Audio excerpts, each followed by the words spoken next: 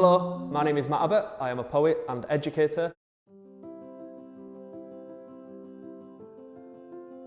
What was really important for me was that the pupils selected those poems from, I gave around 10, but there tended to be about 4 or 5 that were really popular. And the fact that they made that choice showed that they had some kind of connection with it. And for me, it was that ownership that made the difference, because I think a lot of the times pupils are given poems that they don't feel any connection to, and they're forced to analyse it in a way that doesn't necessarily encourage connection. Whereas the way that we read through them and we discussed the poems and broke them down first, pupils could see a way in. So once they'd seen that way in and chosen it, they felt much happier memorising it and then performing it. I was very careful to choose a range of styles, and also I chose some of the more contemporary poems on the website. There are quite a few poems on the website from the last 20 or 30 years, and I think even that just made a big difference, because the perception is that all poems are like 500 plus years old. Once the pupils had chosen them, as I say, we read through them as a group, and then I divided them into smaller groups to then delve further into their poems. And I asked them to look for a couple of sparks in each line. So they'd underline 2 words from each line and then write them down on the reverse side of a piece of paper.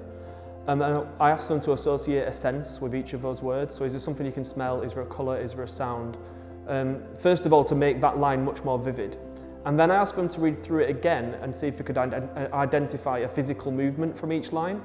So not necessarily devising a fully choreographed dance routine to the poem, but helping them to interpret it in a different way. And when they stood up to memorise it, sometimes they did perform that movement as part of the performance, but more often than not, it was just part of them seeing the poem through a different prism. So once they'd written these sparks down, thought about the sensory connections and memorised the movement, then they were ready to perform it in front of a room. I asked them to imagine that their voice was a ball. I mentioned a tennis ball, but it could be any ball.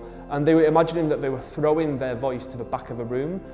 Sometimes one people would stand at one side of a room and their fellow people would stand at the other side, and I'd imagine them doing a line each, throwing the ball back and forth. And that projection was really important skill to learn, because I think when you're nervous, sometimes you can go into yourself, and learning to push it out is a very Shakespearean thing to do. So that went down a storm.